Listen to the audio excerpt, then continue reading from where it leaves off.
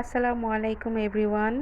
আজকে আপনাদের জন্য নিয়ে আসলাম নতুন একটি রেসিপি, চালতার আচার। বানিয়ে দেখাচ্ছি খুব সহজভাবে।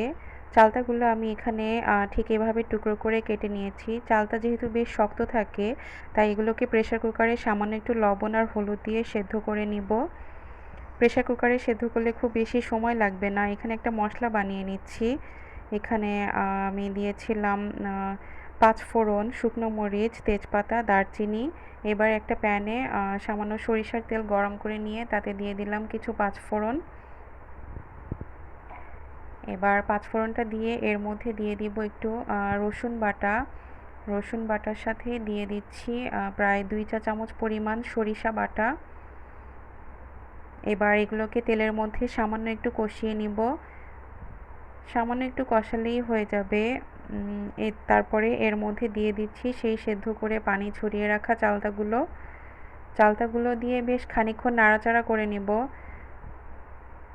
চালতার পানিটা শুকিয়ে যাওয়া পর্যন্ত নাড়াচাড়া করতে হবে। এখানে চালতাগুলো যেহেতু আগে থেকেই সেদ্ধ করে নিয়েছি, তাই এখানে খুব বেশি পরিমাণে রান্না করার প্রয়োজন নেই। দিয়ে দিলাম ভাজা জিরের গুঁড়ো 1 চা চামচ পরিমাণ। আরও দিচ্ছি এখানে মরিচ গুঁড়ো। এবার এটাকে আবার ভালো মতো কষিয়ে নেব। এই যে দেখুন চালতাগুলো একদম সেদ্ধ। আমি এই আচারটা তৈরি করার সময় এগুলোকে চালতাগুলোকে একটু হাতা দিয়ে সামান্য নেড়েচেড়ে দিব। দিয়ে দিচ্ছি পরিমাণ মতো চিনি। মিষ্টিটা যার যার ইচ্ছা মতো দিতে পারেন। কেউ কম মিষ্টি খেলে চিনির পরিমাণ কমিয়ে দিবেন, বেশি মিষ্টি খেলে আরও বাড়িয়ে দিতে পারেন। আচারে সুন্দর একটা কালার নিয়ে আসার জন্য গুড় ব্যবহার করলে সবচাইতে বেশি ভালো হয়, কিন্তু আজকে আমার কাছে গুড় ছিল না দেখে আমি চিনি ব্যবহার করেছি। তবে চিনি দিয়ে করলেও কালারটা খারাপ হবে না, ভালোই হবে। দিয়ে দিলাম বিট লবণ, প্রায় 1 চা চামচ পরিমাণ বিট লবণ দিয়েছি। আচারে বিট লবণ ব্যবহার করলে স্বাদটাই চেঞ্জ হয়ে যায়।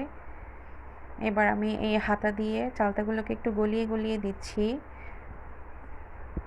আর আমি আচারের জন্য যে মশলাটা তৈরি করেছিলাম তাতে ব্যবহার করেছিলাম দারচিনি, তেজপাতা, শুকনো মরিচ, পাঁচফোড়ন। এগুলোকে সামান্য টেলে নিয়ে তারপর ব্লেন্ডারে গুঁড়ো করে নিয়েছি।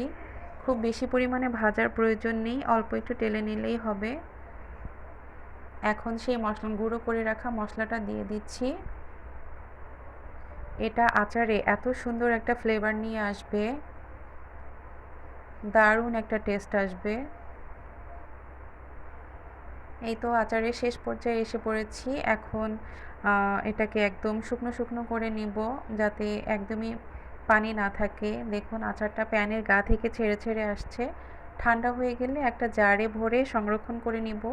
জারটা অবশ্যই পরিষ্কার হতে হবে এবং কাচের জার হতে হবে, তা না হলে আচারটা বেশিক্ষণ সংরক্ষণ করা যাবে না। আর আচারে অবশ্যই ভিনেগার ব্যবহার করতে হবে। আমি সামান্য ভিনেগার দিয়েছিলাম। এই তো দেখুন কি সুন্দর হয়েছে আচারটা, খেতে খুবই অসাধারণ হয়েছিল। আল্লাহ হাফেজ।